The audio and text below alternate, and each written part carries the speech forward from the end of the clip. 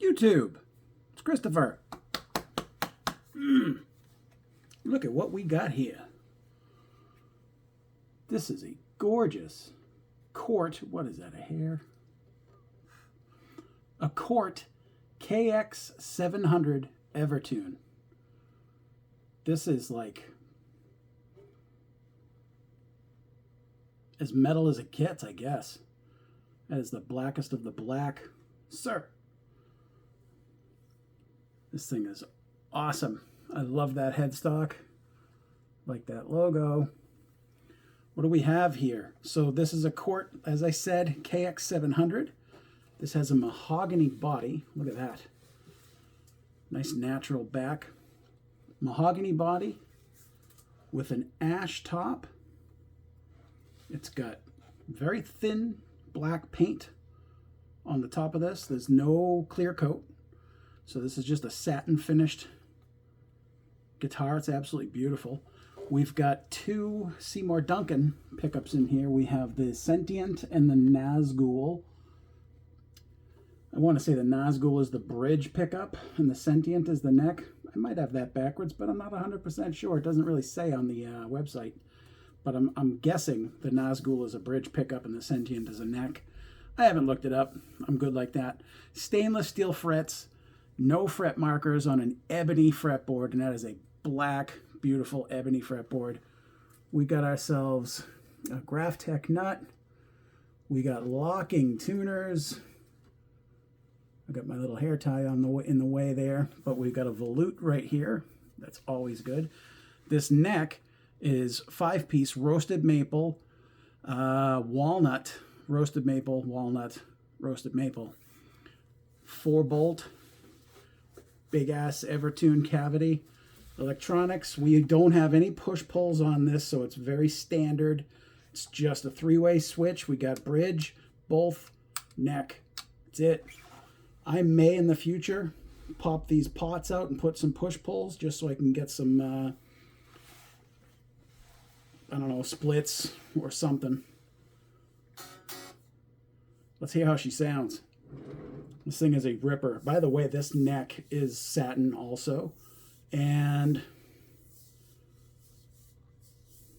it's somewhere between a C and a D is for the feel on the back. It's not super rounded. It kind of flattens out a bit in the center, but it's got those C shoulders, I guess you could say. It's very comfortable. It's not a thin Ibanez neck. It's not a baseball bat. It's maybe like a Fender Strat. Maybe a tad thicker, actually, than a Fender Strat. It feels pretty substantial. I like it. Let's hear it. So we're going through my clean channel right now. And by the way, if you've never tried these picks, I highly recommend them. These are the Hetfield White Fangs 1.14s. Love these picks.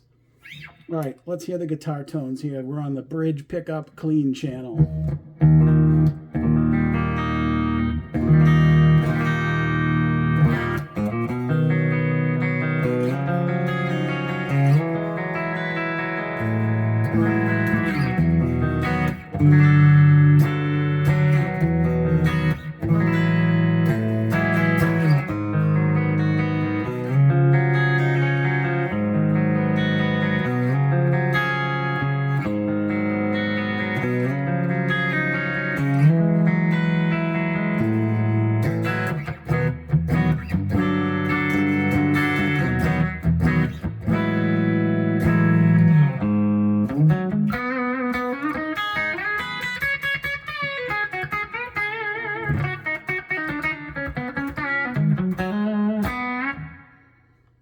Middle position, which is my favorite spot on this on the clean channel.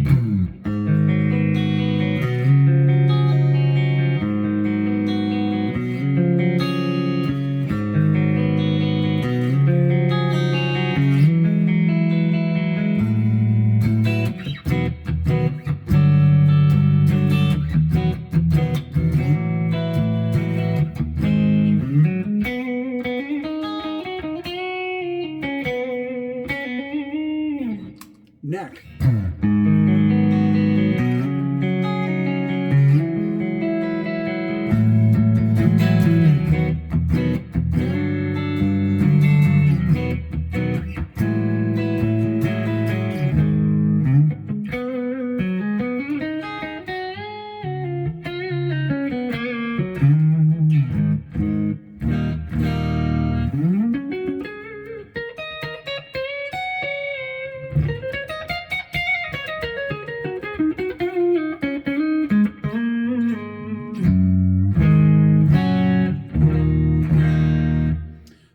what's awesome about having an Evertune guitar?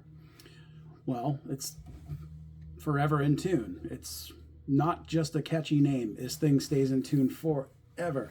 In fact, it shipped from Florida. It's winter here in New England and Massachusetts. And when I got it, it was 18 degrees outside. And the FedEx guy, because we had just had a snowstorm, didn't put it on the porch. He put it over by the garage so it wasn't seen all day.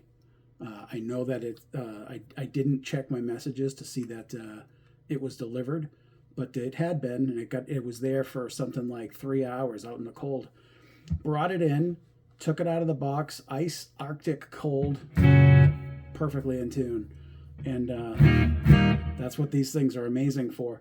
But if you're new to Evertune, you're not sure how they work, there's a really cool special function that this has. And right now I can bend.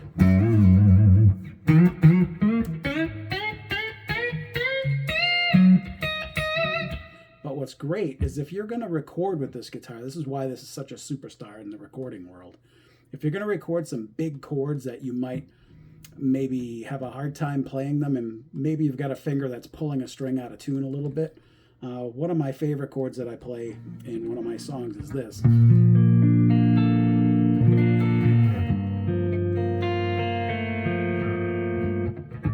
Not that note.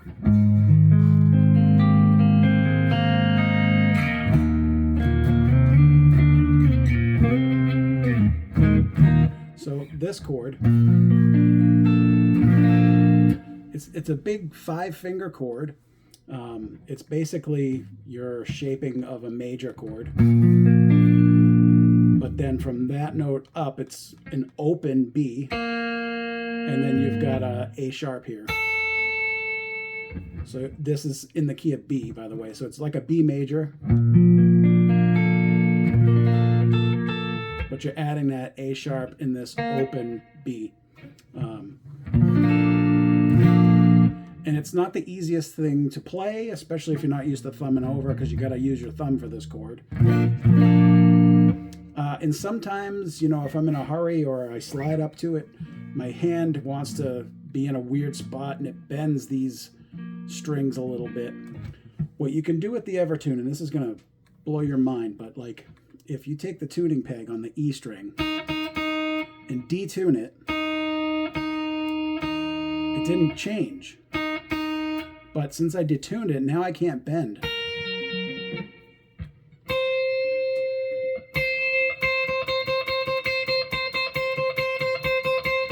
Which is really cool. If you want to play those big chords, you just give each one of these tuners a bit of a turn in the down position. Still perfectly in tune, but now you can't bend.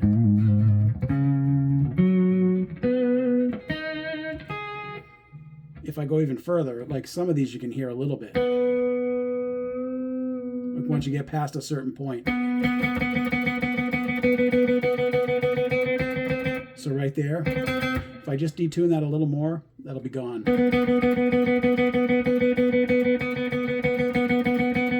So now if I play that chord, it don't matter if I pull it out.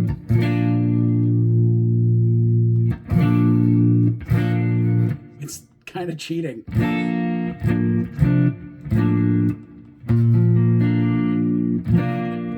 Your fingers still have to land in the right spots, but if you pull you can see the gap in the strings. So if I play a big inverted chord and pull this string out, it's still perfectly in tune. It's a really cool thing. And then to get your guitar to play normally again, you just tune it up until the tone changes. Now you come back. Now you can bend.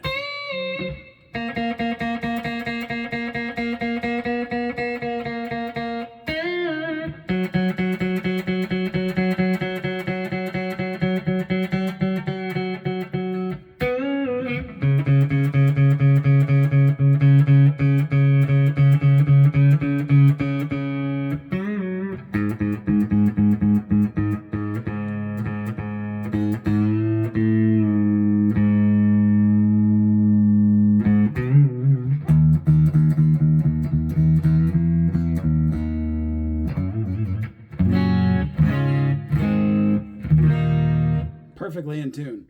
That is the coolest thing in the world.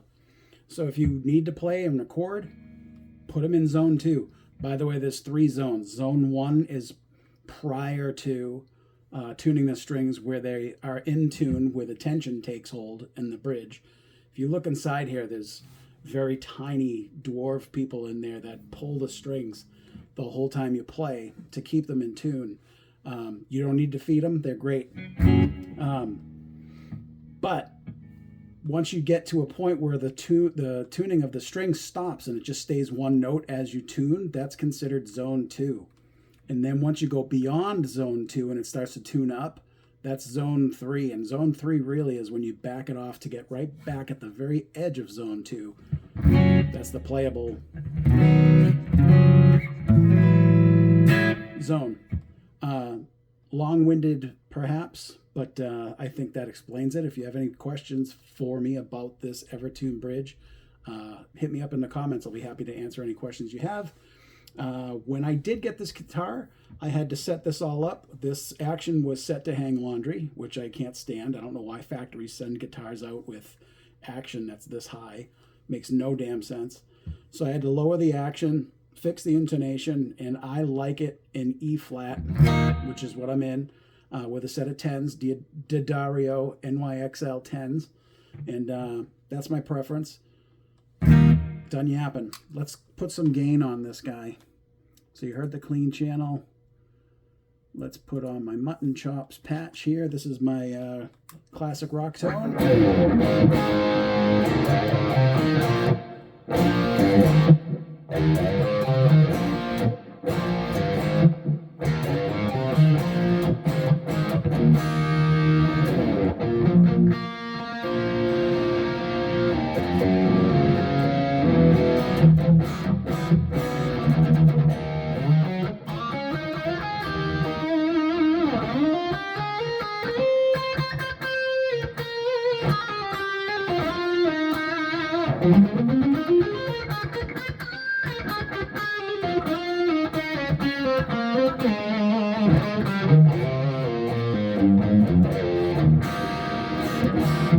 Middle position.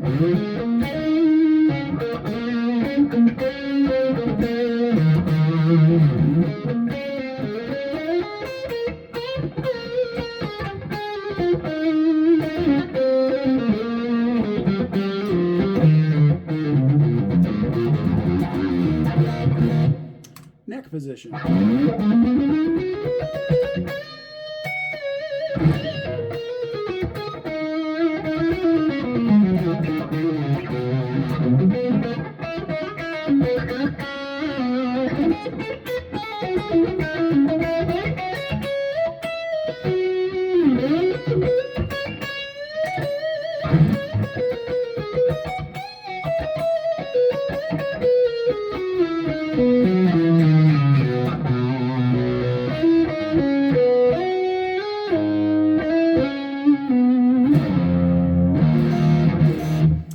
Let's listen to some high gain tones. This is Her Majestic Boom. This is a patch I made, and of course, as usual, I'm using the Archetype Petrucci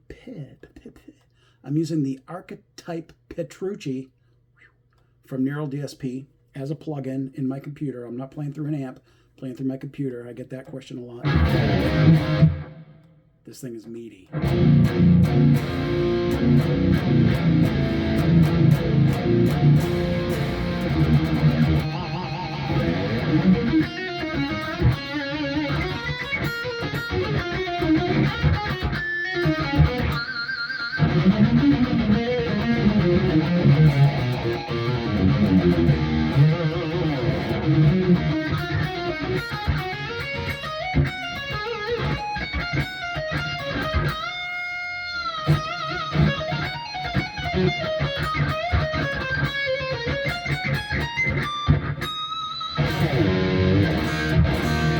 Middle.